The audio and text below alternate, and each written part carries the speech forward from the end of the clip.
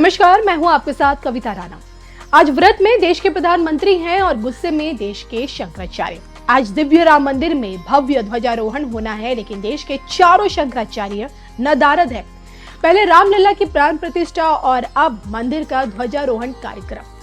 अब की बार क्या अयोध्या में इतिहास रचने जा रहा है या फिर शास्त्र विपरीत कार्य हो रहे हैं? आखिरकार ऑटोमेटिक ध्वजारोहण से स्वामी अभिमुक्तेश्वर सरस्वती महाराज जी को ऐतराज क्यों?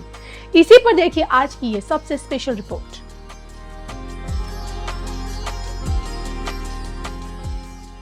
अयोध्या में ऑटोमेटिक ध्वजारोहण, अयोध्या में एक नया इतिहास, अयोध्या में धर्म ध्वजा की पताका। देखिए सिर्फ धर्म ज्ञान पर।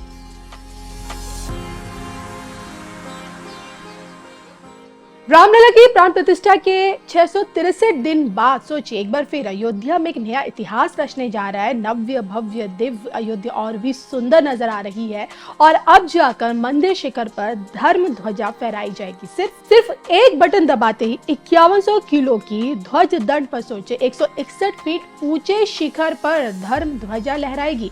और इस पावन अवसर पर मंदिर प्रांगण में लगभग 7000 से भी ज्यादा लोग उपस्थित रहेंगे। लेकिन इस भव्य समारोह में आखिरकार देश के चारों शंकराचार्य क्यों नहीं?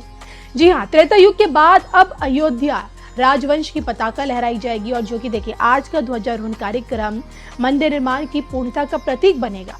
आज का यही ध्वजारोहण कार्यक्रम राम भक्तों की आस्था की विजय का प्रतीक बनेगा और आज का यही ध्वजारोहण कार्यक्रम बुराई पर अच्छाई की जीत का भी प्रतीक बनेगा और देश विरोधी आसुरी शक्तियों के दमन का भी संकेत देगा। और ऐसे में ज्योतिर्पीठ के जो शंकराचार्य अभिमुक्तेश्वर सरस्वती महाराज को किस बात की आपत्ति है? क्या है पूरा मामला? आइए मैं आपको बताती हूँ। देश के चारों शंकराचार्य ना ही रामलला की प्राण प्रतिष्ठा के मौके पर अयोध्या में थे, आपने भी देखा होगा, और ना ही वो आज मंदिर के इस ध्वजारोहण कार्यक्रम में होंगे। ऐसे में सवाल ये उठता है कि जो कुछ भी अयोध्या में हो रहा है क्या वो शास्त्र के विरुद्ध हो रहा है? दरअसल ध्वजारोहण को लेकर शंकराचार्य अभिमुक्तेश्वर सरस्वती महाराज जी का अब जाकर बड़ा बयान सामने आया है। उन्होंने इस पूरे कार्यक्रम को शास्त्र विरुद्ध बताया है और बकायदा जगन्नाथपुरी का उदाहरण देते हुए ये बताने की कोशिश की है कि ये शास्त्रीय परंपराओं के विरुद्ध है। उनका ये साफ कहना है, शास्त्रों में कहीं ध्वजारोहण का उल्लेख नहीं मिलता। शिखर की पहले प्रतिष्ठा होती है जो यहाँ नहीं की गई, इसलिए वे सिर्फ उन्हीं आयोजनों में शामिल होते हैं जहाँ शास्त्र परंपराओं का पालन नजर आए। मनमानी परंपरा का वे समर्थन नहीं करते। चंपत राय जी ध्वजारोहण की बात कह रहे हैं, धीरे धीरे ध्वज ऊपर जाएगा। ध्वजारोहण शब्द शास्त्र में कहीं है ही नहीं। आरोहण का क्या मतलब हुआ? धीरे धीरे राष्ट्र ध्वज ऊपर जाता है और ऐसे कहीं ध्वज मंदिर के ऊपर चढ़ाने की परंपरा है ही नहीं। किसी मंदिर में ध्वजारोहण होता ही नहीं है। भगवान जगन्नाथ जी के मंदिर में प्रतिदिन ध्वज बदला जाता है। एक व्यक्ति ध्वज लेकर ऊपर जाता है और उसे बदलता है, उसका आरोहण नहीं होता। द्वारका जी के पैच, द्वारका जी में एक दिन में 3 से 4 ध्वज बदले जाते हैं, वहां भी ध्वजारोहण नहीं होता। ध्वज का बदला जाना तब होगा जब पहले वहां ध्वज और शिखर की प्रतिष्ठा हो और इसलिए ऐसे कार्यक्रम में हमारे भाग लेने का कोई तात्पर्य ही नहीं।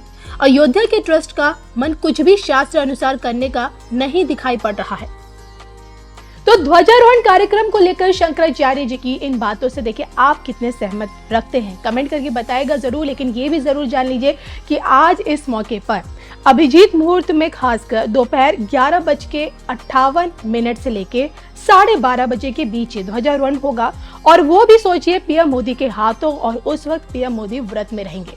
ध्वजारोहण के बाद ही मंदिर प्रांगण में मौजूद अतिथियों को पीएम मोदी संबोधित भी करेंगे और तकरीबन 4 घंटे पीएम मोदी अयोध्या में ही रहेंगे और जिस कारण पूरी दुनिया की निगाहें अयोध्या पर ही टिकी रहेगी। अब अगर सोचिए धर्म ध्वजा की बात हम करें तो आप ये जरूर जान लीजिए कि तकरीबन 25 दिनों में बनाई गई इस धर्म ध्वजा को बहुत ही चमकदार केसरिया रंग दिया गया है। सूर्य देव के साथ साथ ओम और कोविदा वृक्ष का इस ध्वजा पर चिन्ह स्थापित किया गया है। ये चिन्ह रघुकुल परंपराओं और आध्यात्मिकता को साफ दर्शाती है। 3 परत वाले कपड़े से बनी इस धर्म ध्वजा को पूरी तरह से स्वदेशी तौर पे बनाया गया है।